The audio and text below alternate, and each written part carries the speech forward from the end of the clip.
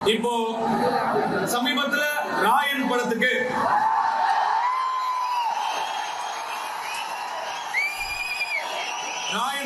தேசிய விருது கிடைச்சது.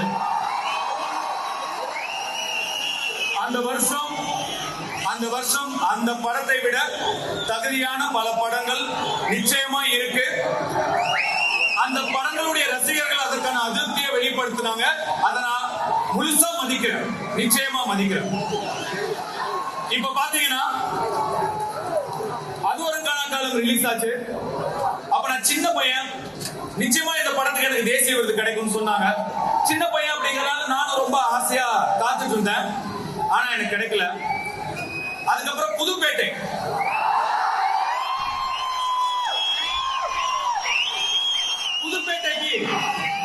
கண்டிப்பா தேசிய விருது கிடைக்கும் அப்படின்னு எல்லாரும் சொன்னாங்க, நீங்களும் சொன்னீங்க.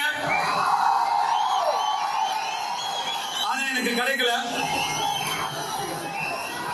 அதுக்கப்புறம் 3 மயக்கம் என்ன, மரியான், லாஞ்சனா, வட சென்னை,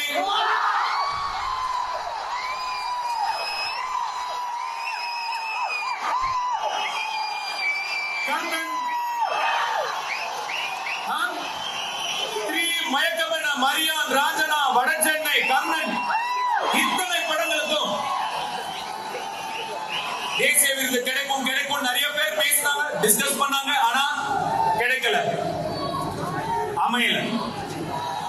ஒரு சில விஷயங்கள் நம்ம எவ்வளவுதான் முயற்சி பண்ணாலும் அமைச்சிக்கவே முடியாது. அது தானாதான் அமையணும், நம்மளால ஒண்ணும் பண்ண முடியாது. இந்த வாட்டி எனக்கு அமைஞ்சிருச்சு, கிடைச்சிருச்சு. அந்த படம் எப்படியோ, ஆனா அந்த படத்துக்கான எங்களுடைய உழைப்பு, உண்மையான உழைப்பு. ஒரு தமிழனா எனக்கு இன்னும் 2 தேசிய விருது கிடைச்சிருக்கு.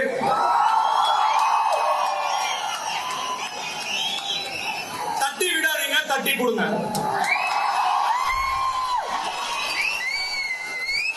ஆனா பாருங்க, ஏன்டா இந்த படத்துக்கெல்லாம் தேசிய விருது கிடைச்சு பேசுற இத்தனை பேர்ல ஒரு 10% கூட இத்தனை படங்களா இவனுக்கு ஏன் தேசிய விருது கிடைக்கலன்னு பேசவே.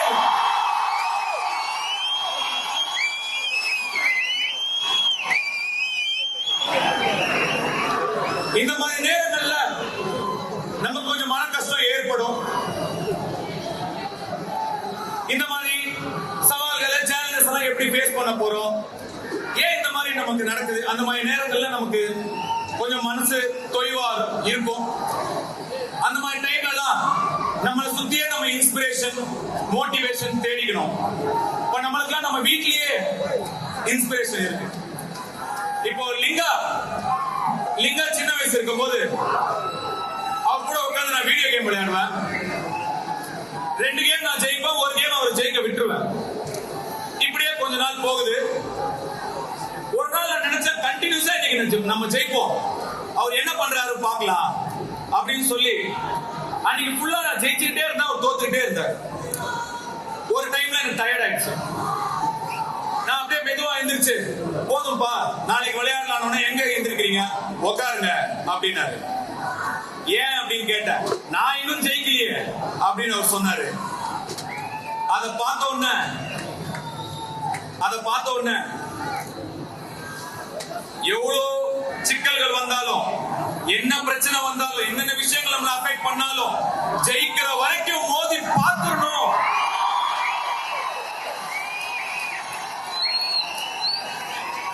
அப்படின்னு அவர்கிட்ட இருந்து நான் இன்ஸ்பிரேஷன் எடுத்துக்கிட்டேன். நம்ம தல அஜித் சார் சொன்ன மாதிரிதான்,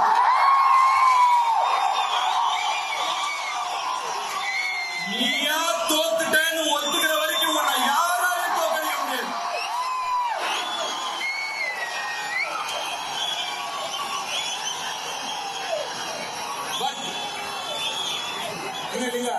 Linga baby, if you are bad,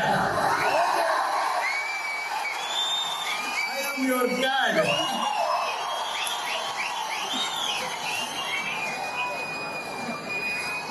இங்க இவ்வளவு பேர் ஒண்ணு கூட இருக்கீங்க, இவ்வளவு பேரால ஒரு இடத்துல கூட முடியுது. அந்த ஒற்றுமைக்கு, அந்த யூனிட்டிக்கு ஒரு பவர் இருக்கு. அந்த பவரை நீங்க பாசிட்டிவான வழியில கொண்டு போகணும். அந்த பவருக்கு நீங்க ஒரு பர்பஸ் கொடுக்கணும். சும்மா சந்திச்சோம், போட்டோ எடுத்தோம், ஆடியோ லான்ச்ல பார்த்தோம், இந்த மாதிரி பிறந்த நாள் அன்னைக்கு பார்த்தோன்னு அப்படியே விட்டுறாம நீங்க எல்லாரும் சேர்ந்து இன்னும் நிறைய நலத்திட்டங்களை செய்யணும். உங்க ஏரியால, உங்க தெருல, உங்க பக்கத்து வீட்டுல, எதிர் வீட்டுல யாருக்கு என்ன தேவைங்கிறத புரிஞ்சு நீங்க எல்லாரும் சேர்ந்து கை கோர்த்தீங்கன்னா உங்களால முடியும். அவங்களுக்கு உங்களால முடிஞ்ச நல்லதை நீங்க கண்டிப்பா பண்ணணும். நான் உங்களை நினைச்சு இன்னும் ரொம்ப பெருமைப்படணும். நீங்க செய்வீங்க நான் நம்புறேன்.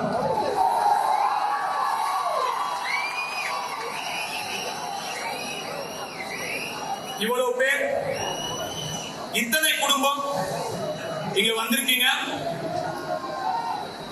எல்லாரும் நல்லபடியா பொறுப்பா பத்திரமா வீட்டுக்கு போகணும். பைக்ல ஃபாலோ பண்ணாதீங்க, ஓவர்டேக் பண்ணாதீங்க, பப்ளிக் நியூசன்ஸ் கிரியேட் பண்ண கூடாது. அழகா அமைதியா இந்த மாதிரி பசங்க இருக்கணும்டா. எப்படி இந்த மாதிரி பசங்க இருக்கணும்டா. அப்படி ஒரு பேரை எனக்கு வாங்கி கொடுத்துட்டு பத்திரமா நல்லபடியா உங்க வீட்டுக்கு போங்க, உங்க குடும்பத்தை போய் சேருங்க. எங்களுக்கு பாதுகாப்பு கொடுத்த காவல்துறை நண்பர்களுக்கு என்னுடைய நன்றி, பவுன்சர் தோழர்களுக்கு என்னுடைய நன்றி. இந்த விழா இவ்வளவு சிறப்பா நடக்கணுங்கிறதுக்காக இரவு பகலா வேலை செஞ்ச அத்தனை உள்ளங்களுக்கும் நன்றி. எங்க காலேஜ்ல இடம் கொடுத்த ஐசரி கணேஷ் சாருக்கு என்னுடைய நன்றி. உங்க சப்போர்ட் இல்லாம இது நடந்திருக்கா சார், ரொம்ப ரொம்ப நன்றி. அவருக்கு உங்களுடைய ஒரு கிளாப்ஸ்.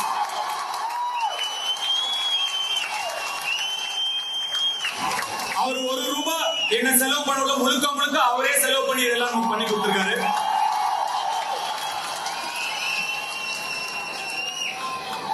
இங்க வேலை செஞ்ச டாக்டர்ஸ், நர்சஸ் எல்லாருக்கும் என்னுடைய நன்றி.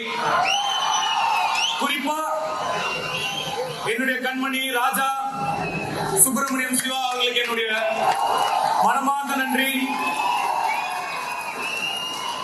உங்களுக்கு நன்றி சொல்லணுமா?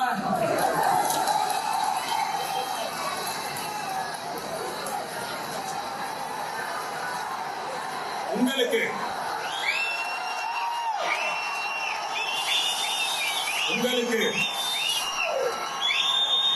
இன்னும்